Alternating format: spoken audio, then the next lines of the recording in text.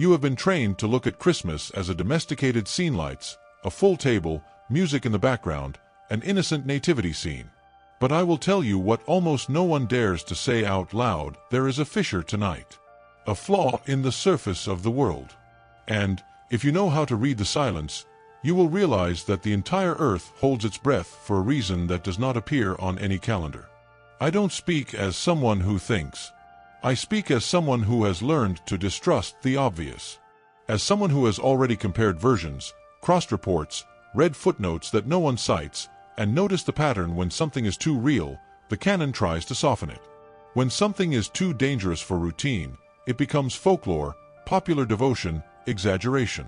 And this is how uncomfortable truths survive, not in the window, but in the cracks. There is one night a year when the world slows down and the invisible approaches. It's not poetry. It is a repeated, almost mechanical, spiritual phenomenon, like a returning tide. And I say mechanical because mercy also obeys rhythms, not because God is time-bound, but because we are. And there are moments when time gets thinner, like stretched fabric, like a veil that gives way. Christmas Eve is one of those moments. While you look at the surface, the package, the supper, the practiced smile, there is another movement happening behind what you see. I call it the tilt of the sky. Not a spatial inclination, but an axis inclination. As if the high approaches the low. As if a door that normally remains closed did not open at once, did not open anything but breathed. A crack. Just a crack. Enough. This is where Maria Simma comes in. And I'll be direct: most people mention her name as if they were mentioning a curiosity, without understanding the weight of what's behind it. When a narrative is reduced to a pretty story, it becomes decoration. And Maria Simma is not decoration. What she reported was not an embellishment of faith, it was a warning. A warning with consequences. The point is not to believe in it as if it were a bet. The point is to understand what it touches: an underground tradition, repeated in many cultures, hidden in many forms, always pointing to the same logic. The dead depend on the living. And there is an intermediate territory where the time for merit is over for some, but it is still breathing for others. You can call this territory whatever you want, but don't run away from the core. There are souls who can no longer do anything for themselves. They no longer accumulate merits. They don't notice anything anymore. They do not negotiate with the future. They wait. And waiting is a suffering that has no body, but has consciousness. Maria Simma said that, on Christmas Eve, an invisible door opens in the spiritual world. Note the precision: it doesn't open up. It opens. The difference matters. Those who invent tend to exaggerate. Whoever describes what he saw delimits it. Half-opening is the language of witness. It is the language of someone who knows that what they are saying is too big to be theatricalized. She claimed that the souls in Purgatory know this. They know about the gap. They know the rhythm. They know that tonight there is a rare chance supplications pass through more easily, and love arrives with less resistance. And erase the part that hurts human vanity: they don't ask for lights. They don't ask for energy. They don't ask for anything modern. They ask for what has always been real currency in the invisible: remembrance, conscious prayer, sacrifice, and mercy. And before you try to turn this into a fantasy, I ask you, why do so many traditions, in so many places, insist that certain nights carry a different weight? Why did the great religions, in their oldest rites, always keep hours and vigils as if time had a texture? Have you ever wondered why the sacred almost always chooses the threshold: midnight, dawn, transitionto act most powerfully? It's not because God needs it. It's because we need it. Because the human mind relaxes at thresholds. And what relaxes opens. Maria Simma said that many souls suffer more when they are forgotten than when they are forgotten by the purifying fire. This is shocking because you have been educated to imagine suffering as something physical. But the most sophisticated suffering is the one that leaves you conscious and powerless. What reminds you of the world, but not touching it? What makes you see the party in the distance and realize that its name is not spoken? Forgetfulness is a second death. A death by erasure. Now think about it, honestly, how many names do you carry that are no longer spoken by anyone? How many people have passed through your life and disappeared as if they hadn't existed? What if there is a place where consciousness remains, where memory remains, and where the greatest torment is hearing the world go on without you? Maria Simma described Purgatory as a place of silent expectation on this night. Not because the pain stops, but because something stronger appears: hope. And hope, when it is intense, is also silent. I need you to understand the logic here. Christmas is not just the birth of Jesus. Christmas is the night when the eternal touches time without armor. The sacred enters history without grandeur. He doesn't come as a king, he comes as a baby. It doesn't come to crush, it comes to depend. This changes the spiritual climate. This changes the pressure of the invisible. This divine vulnerability is not a sentimental detail, it is a metaphysical event. It is as if mercy took shape and, upon taking shape, opened a passage. And when the passage opens, whoever is trapped on the other side feels it first. There is something that the more controlling traditions have tried to erase: the idea that the spiritual world responds more to love than to ritual. It responds more to the heart than to formality. Therefore, Maria Simma insisted it is not automatic prayer. It is not an empty formula. It's presence. It's stopping. It's breathing. It is to say with intention, Lord, I offer this night for the most forgotten souls. Nothing beyond that. And yet, for the unseen, this is huge. Do you realize the blow against pride? They don't ask you for big speeches. They ask you for truth. They ask you for a clean gesture. They ask you for a memory that pierces the fabric of distraction. And here comes a question that I leave as tension, because it separates those who just consume content from those who wake up. If this gap really exists, why do you think almost no one talks about it seriously? Why, when it comes to purgatory, does the world prefer either theatrical fear or comfortable denial? Why is modernity so terrified of admitting that life can go on and that our choices resonate? Maybe because, if this is true, you can no longer live as if no one is waiting for you on the other side. You can no longer treat forgetting as something neutral. You can no longer reduce mercy to a pretty idea. You would have to act.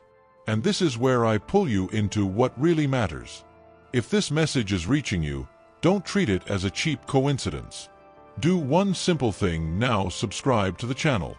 Not because of vanity, not because of numbers, but because this type of content cannot survive alone in a world that rewards distraction. Its inscription supports a mission to bring light to what has been omitted, to remember what has been pushed to the margins, and to keep alive the sense that there is more to reality than what fits on the surface. Now come back with me. Maria Simma said that, on Christmas Eve, purgatory is silent. I've seen people laugh at this, as if it were a metaphor. But silence, in serious spiritual accounts, is almost never a metaphor. Silence is a condition. Silence is preparation. Silence is the sound of waiting when hope becomes so intense that the pain itself withdraws to listen. And it'll give you a clear, unambiguous picture. Souls wait for someone alive to remember them. Not because God needs to be reminded. God does not forget anyone. They wait because the charity of the living participates in their restoration. They wait because there is an invisible law, as old as love. Those who still walk in time can offer what those who have left time can no longer offer. And their time is up. Not yours yet. Do you feel the weight of this? Do you feel the discomfort? Excellent. It's a sign that the message is getting through your armor. But I still haven't told you the main thing. I still haven't told you what, according to Maria Simma, these souls urgently ask for before midnight. I have not yet shown you why, on this night, the door not only opens, but seems to recognize a specific type of human gesture, a gesture that many avoid because it stirs pride, comfort, and old wounds. And this is where I end this first part, leaving the question hanging in the air like a thin blade. If purgatory waits, and if the crack is open, will you offer just words? Or will you offer something that costs? Have you ever noticed how there are nights when the noise of the world simply loses its power? It's not because the city sleeps, but because something inside you asks for silence. It's like when you come home after an ordinary day, take off your shoes, sit in the dark in a living room and, for a few seconds, you don't want to turn on the television, you don't want to pick up your cell phone, you don't want to answer anyone. You just stand there, still, listening to your own heart. This moment, which seems banal, is the key that almost everyone ignores. I don't talk about abstract theories. I'm talking about gestures that, the kind of tiredness that can't be resolved with rest, but with meaning. Maria Simma said that souls in purgatory do not ask for prayers recited as a shopping list. They ask for exactly that: the moment you stop pretending that everything is fine and admit that you need to be present. Because what passes through the cracks on Christmas Eve are not pretty words, but true attention. Think about your own routine. How many times have you prayed while walking hurriedly, while driving, while your mind raced through pending issues, bills, unresolved conversations? You finish and don't remember what you said. It's automatic. It works like a habit, not a date. Now compare that to that rare moment when something really shakes you. Unexpected news, real fear, the feeling that you might lose someone. At these times, your prayer changes texture. You don't talk to the ceiling, you talk to be heard. Maria Simma said that this change in texture is felt on the other side. She described that, on Christmas Eve, a conscious prayer acts as an impact. It's not poetic, it's functional. She used the word pierce. Like a needle going through thick fabric. Prayer does not go up, it goes in. And when you enter, you find someone who has been waiting for this for a long time. Imagine the scene: a soul that has lived for years, perhaps decades, in silent expectation of being remembered. She knows that her family still lives, that her children have grown up, that her grandchildren are celebrating, that the house where she lived has been sold, renovated, forgotten. She perceives the world from a distance, like someone observing through the window of a moving train. She can't scream. You can't ask. You can't hit. But on Christmas Eve, when you turn off the light in the living room and decide to do nothing for a minute, when you take a deep breath and offer that night with intention, something in it moves. Not because you are special, but because you made yourself present. I've heard people say that this is imagination. But these same people cry when they receive an unexpected message from someone they thought no longer cared. They are moved when an old friend appears out of nowhere. They feel the weight of being remembered. Why, then, deny that memories have strength outside of what is seen? Maria Simma reported that some souls receive immediate relief when someone prays like this. Others do not have the weight removed, but gain strength to support it. And there were those, according to her, who asked for nothing more than one thing: not to feel alone. Because loneliness, when you are aware of it, corrodes more than any pain. Bring this into your everyday life. How many people do you know who live surrounded by people, but feel invisible? The coworker who no one asks how they are doing. The elderly neighbor you only see when you go to the store. The distant relative you promised to visit and never did. You already know the mechanism of forgetting. It starts small, with postponements, with excuses, with distractions. And it ends with erasure. The difference is that you can still take action. On Christmas Eve, Maria Simma said that the sky tilts, as if giving permission for her presence to be worth more. Not louder, not faster, but deeper. And this is where a lot of people get lost, because they expect to feel something extraordinary. A shiver, a light, a strong emotion. Sometimes nothing comes.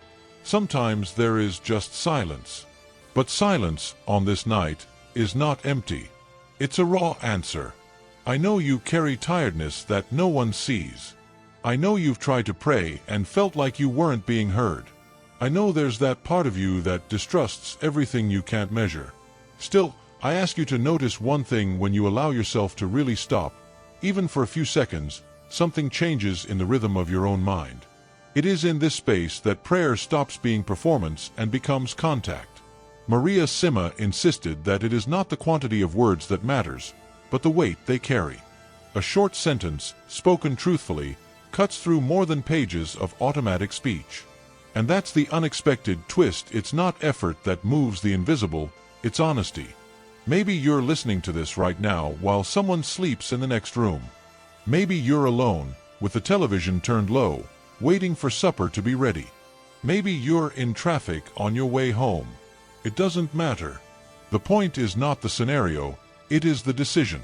You can continue as you always have, scheduling rituals like someone scheduling appointments. Or you can choose, tonight, to be whole for a moment.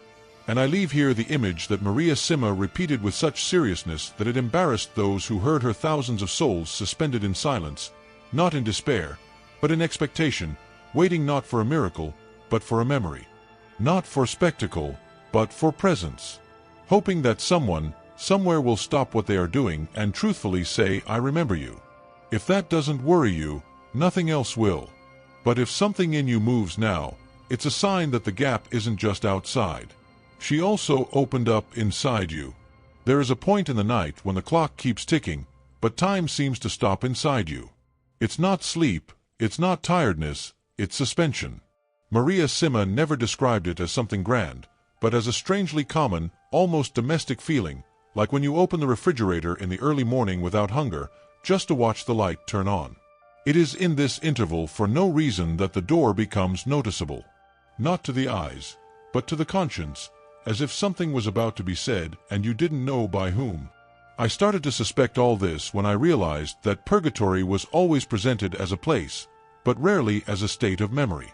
Official theology speaks of purification, but almost never speaks of remembrance. And yet, when you cross-reference ancient accounts, marginal manuscripts, and forgotten oral traditions, a disturbing pattern emerges. Souls suffer not just for what they did, but for what the world failed to do for them after they were gone. Have you ever thought about what it's like to exist only as a fragmented memory, as an echo in old photos, as a name that no one pronounces anymore? If it hurts here, why wouldn't it hurt elsewhere? Maria Simma said that the suffering of purgatory is not physical pain, but a very sharp conscience. It's seeing with brutal clarity every opportunity wasted, every gesture of love refused, every silence that could have been a word. And, above all, it's realizing that the world continues to spin without you, as if your passing had been just a statistical detail. How many people do you know who died and, within a few months, were no longer a topic? How many faces would you no longer remember if it weren't for the photos stored on your cell phone? I want you to see the logic hidden in this. Modernity has trained us to archive everything but remember almost nothing. We keep images, but not presence. Maria Simma said that, in purgatory, this absence weighs like an absence of air. Not because God abandons it, but because the human bond, when not renewed, dissolves. And when it dissolves, it leaves a void that cannot be filled from within. Have you ever felt that strange sadness when opening an old conversation and realizing that the person on the other end no longer responds because they are simply not here anymore? She said that, on Christmas Eve, this state changes texture. Purgatory, according to her, enters into silence not because the pain disappears, but because expectation takes over. As if something is about to happen, but no one can predict where it will come from. It's not a final silence, it's a waiting silence. Why do you think tradition has always surrounded this night with vigils, rituals, extra attention, if there wasn't something different about it? I discovered something disturbing when comparing versions of accounts about purgatory. Almost always the language escapes into metaphors of distance, of crossing, of doors, of corridors. They are not images of fire, they are images of separation. This changes everything. We are not talking about punishment, but about disagreement. Of being too close to ignore and too far to touch. Can you imagine what it's like to know that your family is together now, that the smell of the food you made still exists in another kitchen, that your laughter echoes in memories but not in voices? Maria Simma reported that many souls told her we can't do anything for ourselves. This phrase is not despair, it is an observation. The time for action is over. The time for merit has closed. What remains is to wait. And waiting, when you are fully aware, is the most refined form of impotence. What would you do if you knew that your only chance to alleviate real pain was in the hands of someone who might not even remember you? There is an involuntary cruelty in forgetting.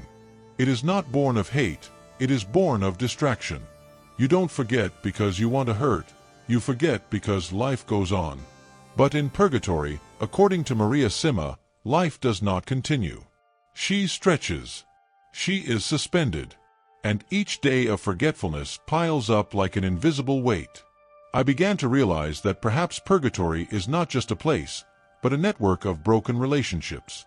A mesh of stories that were not closed, of affections that were not returned, of words that never reached their destination.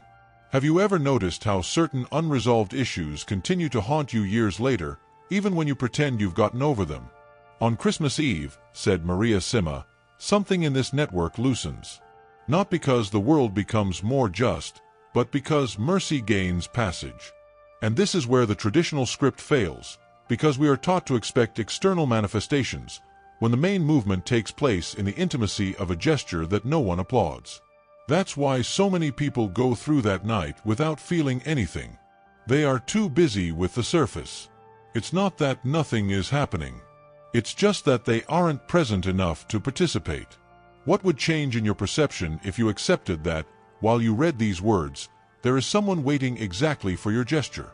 Maria Simma didn't talk about magical dates, but about alignments.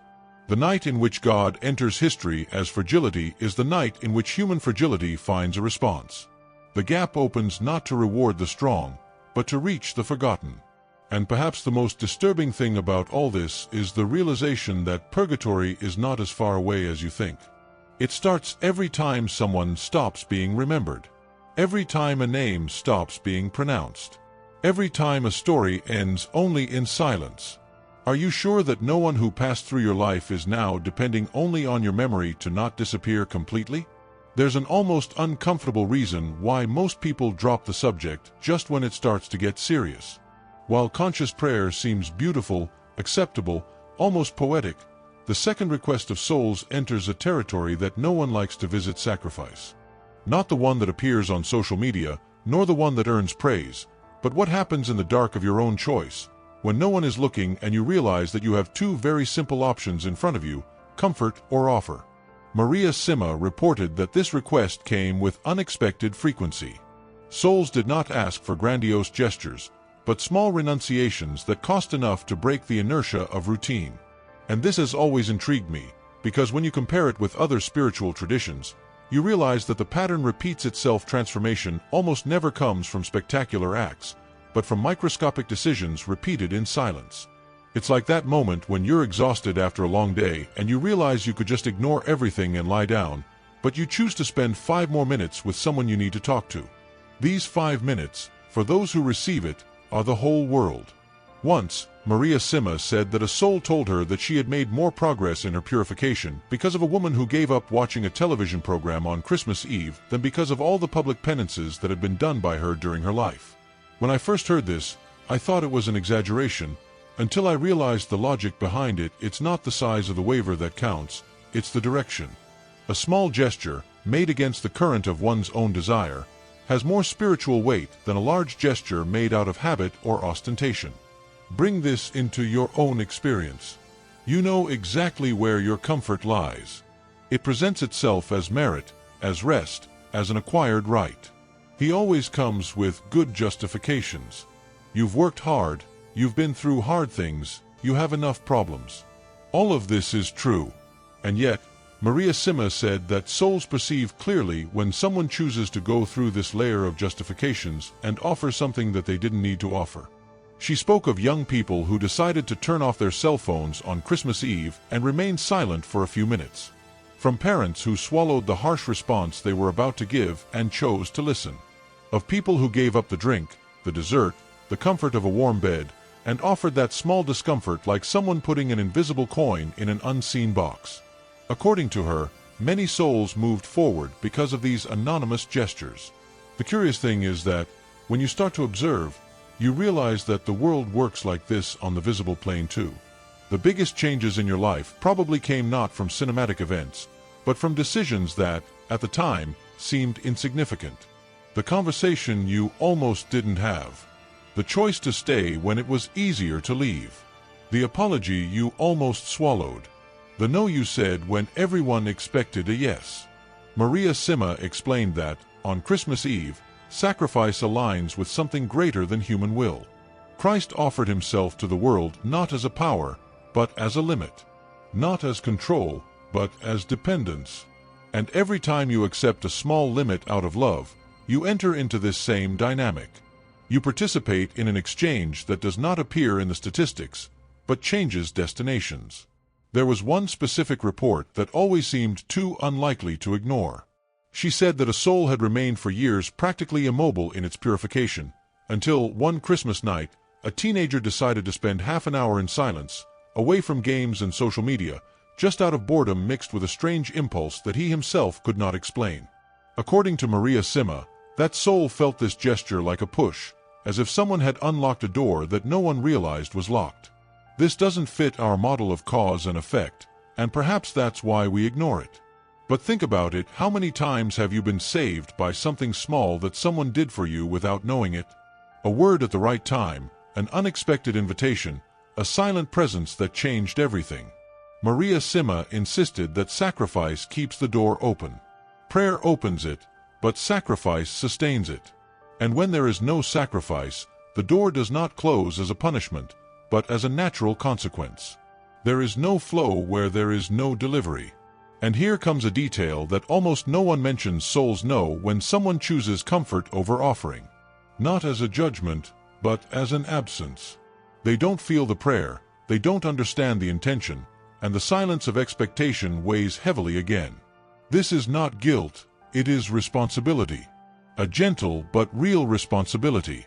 Maybe you're now thinking of something simple you could offer that you're already trying to rationalize not doing. This internal negotiation is exactly the territory of sacrifice.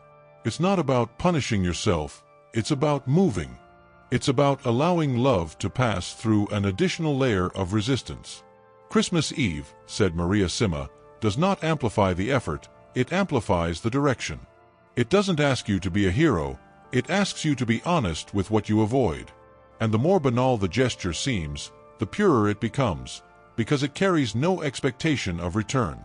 If you want a concrete image, think about the invisible weight that exists in holding your tongue when you want to hurt, in remaining seated when you want to escape, in turning off the world for a few minutes when everything inside you screams for distraction. This is real sacrifice.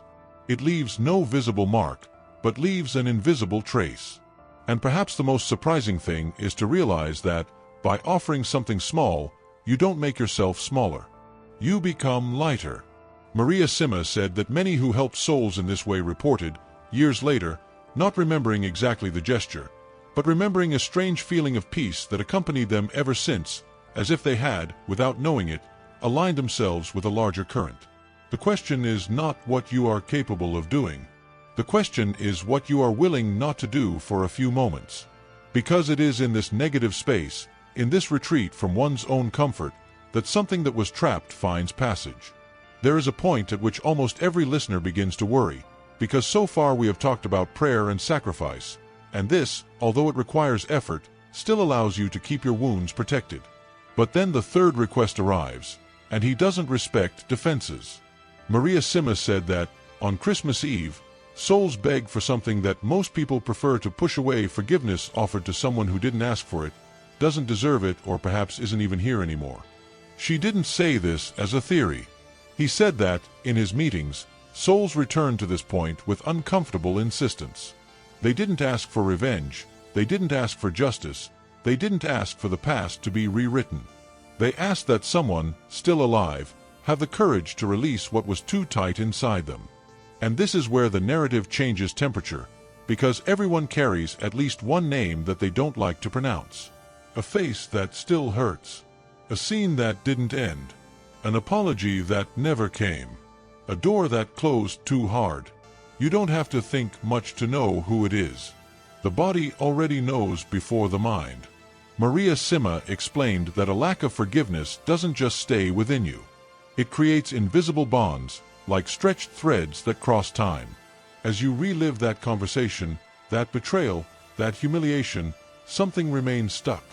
And, according to her, sometimes on the other side of that thread is not just your memory, but a soul that cannot move forward. She said she heard something from a soul that made her tremble. We see the chain, but we cannot break it. Think about the weight of that sentence. Seeing your own prison and not being able to touch it. Knowing that something still holds you to the earth, but depending on someone else to free yourself. Maybe that person is you. I know the natural reaction is to defend yourself, saying that the other person was cruel, that you tried, that there was no regret, that there was no request. All of this may be true. Maria Simma never said that forgiveness was fair. She said it was necessary, not for the aggressor, but to break a dynamic that feeds on itself. And here comes the twist that changes everything sometimes. The person who hurt you is no longer alive. You can no longer talk, you can no longer confront, you can no longer receive explanations. And maybe that's exactly why the wound remains open, because there is no longer any way to resolve it on the visible plane. But the invisible remains active. She described that many souls carry not only the weight of their own mistakes, but the weight of relationships that have been suspended. Not because God condemns them for it, but because interrupted love still seeks a way out. And this exit, however absurd it may seem, goes through those who stayed. If you now feel a tightness that you can't explain, it's because the subject has found you.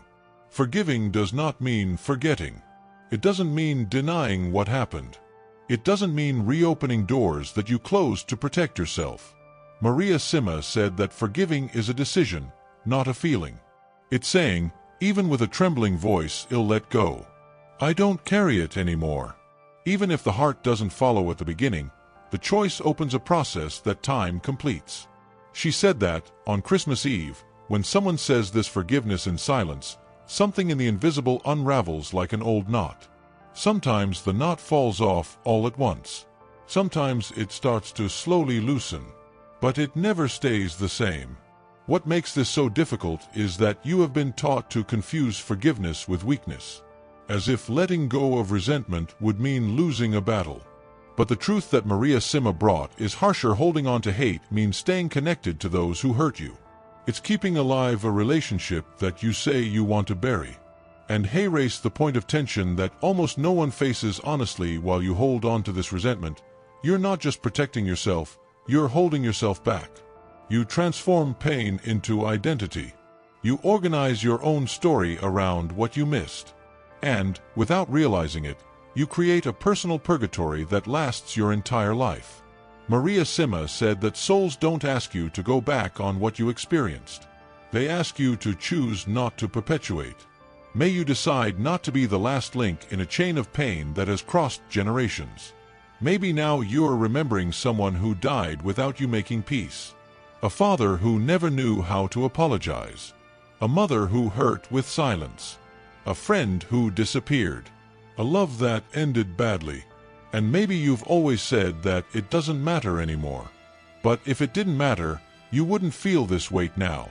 What Maria Simma said dismantles the idea that time heals everything. Time just numbs wounds. What heals is decision. She claimed that when someone forgives on Christmas Eve, not just one soul moves. Two move. The one waiting in purgatory and the one stuck in the past on earth. It is a liberation in two directions, as if the crack that opens in the sky also opens a crack inside the chest. And this doesn't happen without resistance. Pride rises. The memory screams. Injustice imposes itself. Everything in you wants to postpone, negotiate, relativize. But the question remains, simple and cutting: would you rather be right or free? Maybe you've never thought that someone, somewhere you can't see, could be waiting for exactly that decision from you. Not through nice words, not through public gestures, but through an intimate choice that no one applauds. And the most disturbing thing is to realize that this choice cannot be outsourced. No one can forgive in your place. No automatic prayer solves this. No sacrifice replaces this inner rupture. It's you, faced with a name, a face, a memory, deciding whether to remain trapped or let go. Maria Simma said that many souls approached her with this specific supplication, as if they knew that the last key was not in heaven, but on earth.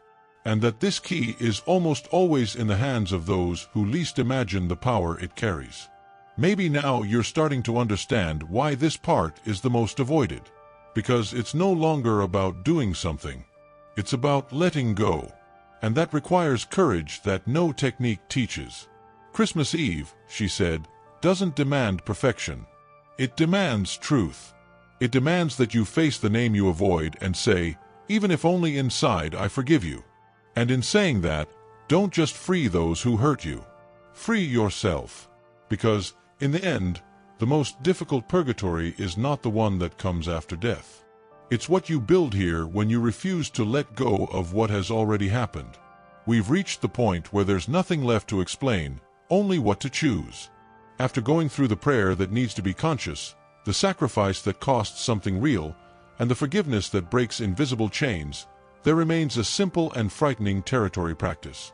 Not tomorrow, not when life is less confusing, but now, in the night that still breathes. Maria Simma said that the grace of Christmas Eve is not imposed, it is offered.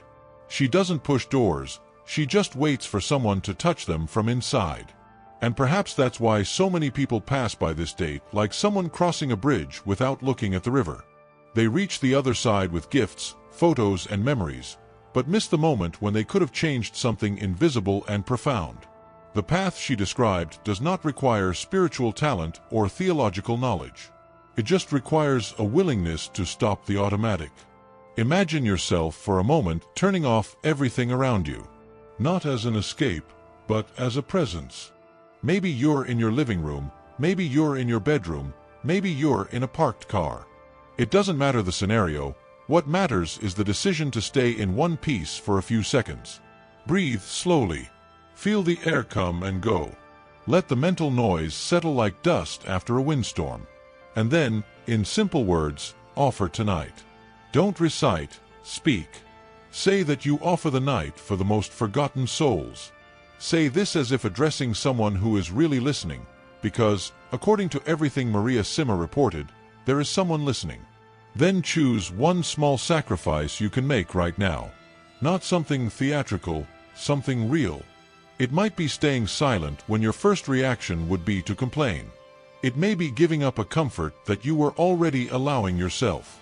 It could be turning off your phone for a few minutes and not seeking distraction. Not to punish yourself, but to shift the center of yourself. When doing this, don't think about merit, think about offer. And then comes the gesture that almost everyone tries to avoid. Think about the name you've been pushing away since part 5. Don't rationalize, don't argue with yourself. Just let it appear. It could be someone alive, it could be someone who has passed away. Say it out loud or just inwardly, I forgive you.